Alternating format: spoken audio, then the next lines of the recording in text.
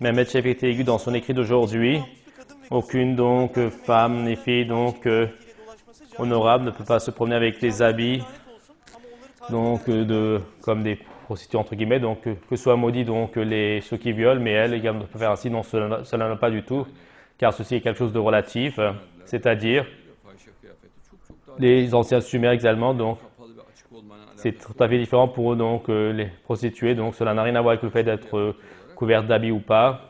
Par exemple, en tant qu'habit de prostituée, et donc ils ont vu donc les dirigeants avaient vu donc des habits donc fermés et que les femmes du peuple peuvent donc s'habiller normal, et ils avaient dit que les femmes, les prostituées donc soient couvertes, et ils leur ont proposé donc un habit spécial comme cela, donc couvert.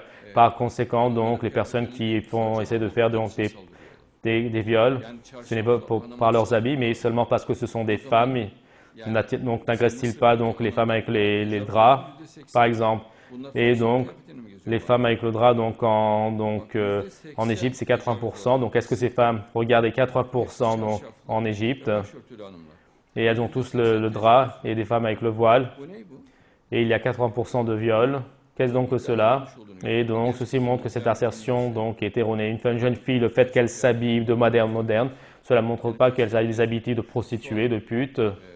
Et ce qu'ils entendent, donc notre vie, donc notre jolie sœur, c'est ce qu'ils entendent.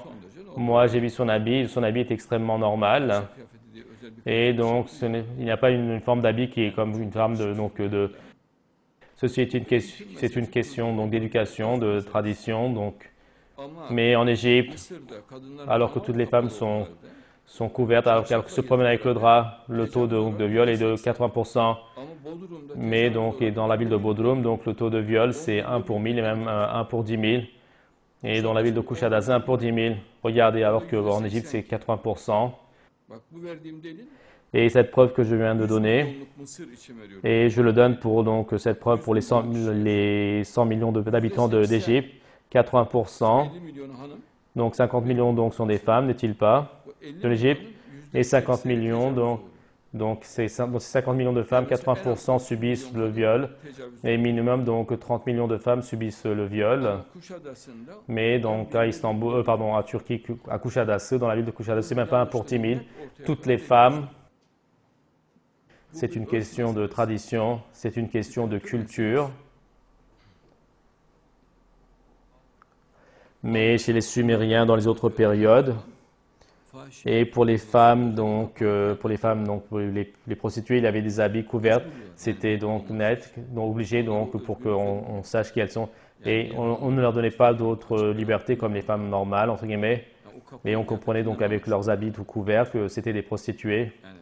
Bien, et un habit donc spécialement fait comme un uniforme. L'Afghanistan, le Pakistan, l'Égypte. Et ce sont les pays où le viol des femmes est le plus élevé. Et donc les femmes se promènent avec le drap. Et le taux de viol le plus élevé, ce sont dans ces pays. Et donc il y avait donc une photo du Yémen. Oui, qui regarde sur une femme drapée. Et donc regarde entièrement donc dans le drap donc.